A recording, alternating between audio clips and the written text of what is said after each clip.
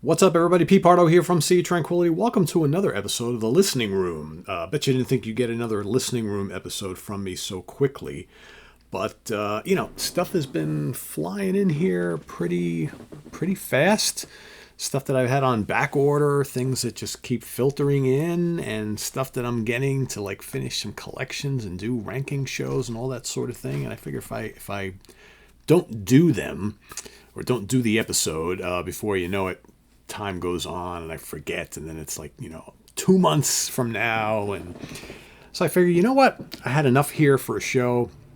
You guys like to see when we pick up new stuff, so I figured, why not? Let's do another one. So I've got some stuff for you here today. I got a couple new rock candy things that have come in, some cool stuff. So you might recall I reviewed the most recent Greenleaf CD, great Swedish stoner rock band, I guess you can call them, heavy blues rock, doomy stoner band, really cool band. And I had like one of their earlier albums, really liked that latest one, and I was like, they don't have a ton of records. I really like this style, I really like this band. Let me go try and scoop up a couple others, right? Kind of finish the set. This way I can do a ranking show in the not too distant future. So I have done so. I have picked up, this is Nest of Vipers, and this came out in, God, what year was this? Don't remember. It was not all that long ago, right? Greenleaf, very cool band.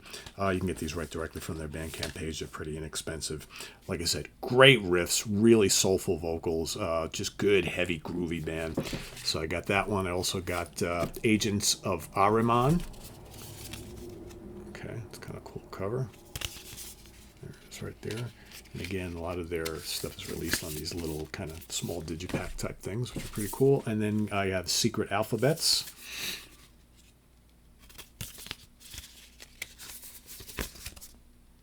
Kind of little like replica LP type things. So I've got like a handful of these Greenleaf now that I think I have all of them, but maybe one. I don't think one of them is not available on physical media or CD, but I have enough to do the ranking show. So it just give me a little time to kind of digest all of these newer ones, and with the ones that I was familiar with, and I will get back around to that probably sometime either late this month or early in December. So.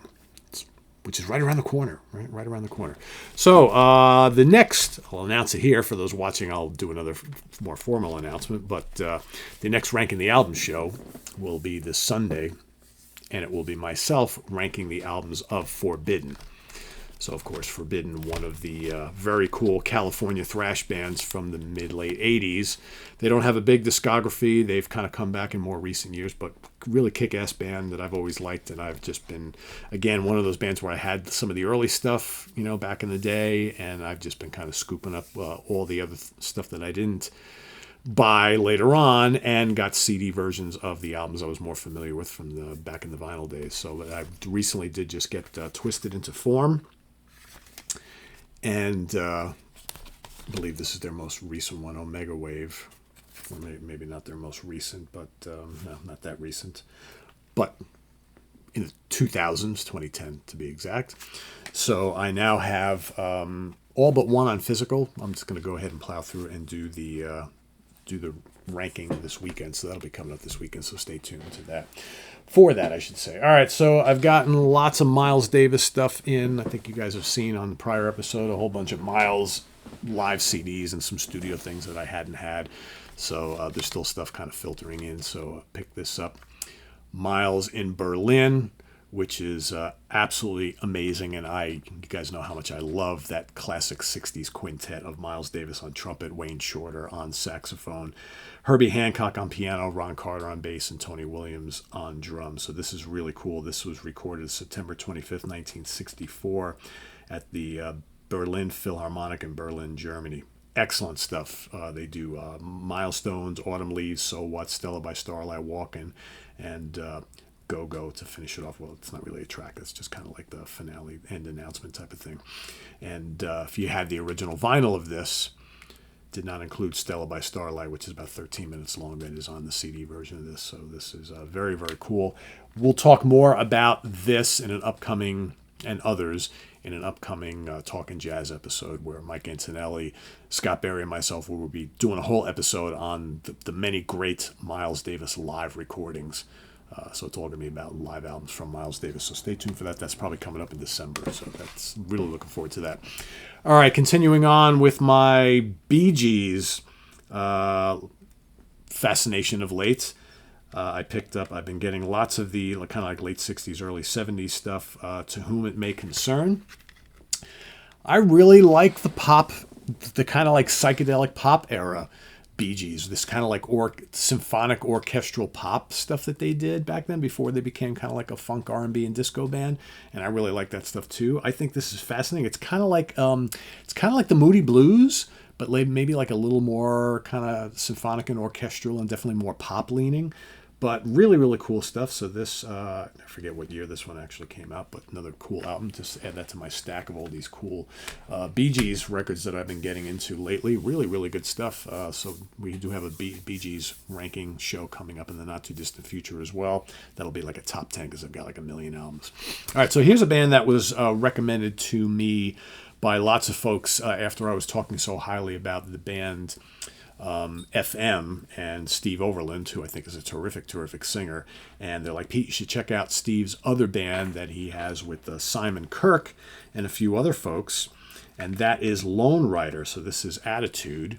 So I did get this. I actually ordered all the Lone Riders. This is the only one that's come in so far. And this was released, what year was this? 2019 maybe. And this is, of course, Steve Overland on vocals, Simon Kirke on drums, and was it Steve Morris, I believe, on guitars, if I remember correctly. Steve Morris on guitar, not Steve Morse, but Steve Morris on guitars and keyboards. Of course, Steve Morris from the Ian Gillan solo band, as well as that band Export. You got Chris Childs on bass and Brian Anthony on acoustic guitar, mandolin, and percussion. This is just very solid, kind of bluesy hard rock, kind of like Bad Company-ish, sort of. Very, very cool. Like I said, I got other ones coming. And then let's do some Rock Candy stuff first. Speaking of FM, well, you know what? Before we get into that, I'll do all the Rock Candy stuff at the end. I did pick this up. This is Forever by Chick Corea, Stanley Clarke, and Lenny White. This kind of came up in a conversation talking on 4 Fusion Friday. So this is kind of like a all acoustic Return to Forever featuring just those three guys. But then there is bonus material on here where they get together with Jean-Luc Ponty and Billy Connors on guitar and Chaka Khan on vocals on a couple tracks. And this was kind of like what preceded Jean-Luc Ponty and ultimately Frank Gambale joining Return to Forever for that last tour. Right, so yeah, that just came in. Very cool stuff there. All right, let's get to the Rock Candy stuff. So that last Crocus I was looking for, One Vice at a Time, from the classic era. Again, I had all these on vinyl. Very cool to have this on CD now. This, of course, has Long Stick Goes Boom, which is one of their signature tracks from back then. They do a version of American Woman on here as well. One of their better songs, or better albums, I should say. We got Aldo Nova's second album called Subject. This has the cool single Monkey on Your Back. Again, I only had ever owned the debut, but I remember hearing this. I just never bought it. So now I have the second and third Aldo Novas. I'm just waiting for the Rock Candy version of the debut. I do have the earlier CD version of the debut. So it's like if the Rock Candy version never becomes available, it's not the end of the world because I do already have it, but it would be nice to have all three of them. So, but yeah, this is the second album from Aldo Nova. And then getting back to FM, I did get, and I have more coming. They haven't all shown up, but I do have the debut from FM, which is called Indiscreet. And this is the Rock Candy version. Very, very cool AOR melodic rock from the late 80s. Really, really cool stuff in here. Of course, Steve Overland, kind of, Steve in his, I shouldn't say infancy, because, of course, he was involved in that band Wildlife beforehand, right? Was he sang for Wildlife? I believe he did. But this is very good. Both Stephen Reed and Simon Bray highly recommended this, and a lot of people say this is might be the best FM album, the first. Again, I haven't heard all of them nearly, but I've only heard a couple. I've been listening to the new one so much, and I love it.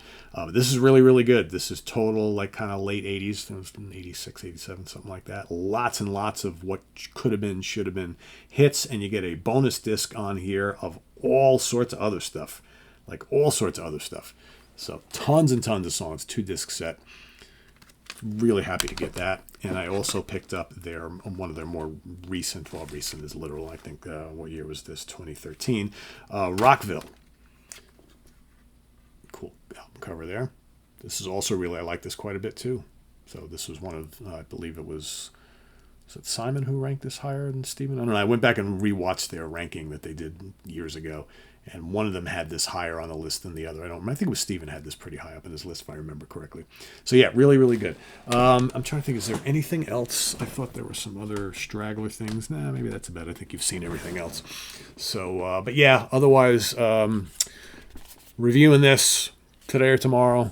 Reviewing this week, of course, One Size Fits All box set. We've got the new Atomic Rooster, Daryl Way's Wolf box set. I'm trying to think if there's any last stragglers.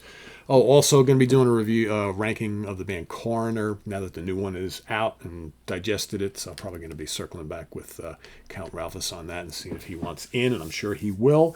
But yeah, I think that's about it for now. So yeah, that's what's on the listening docket this week and of late.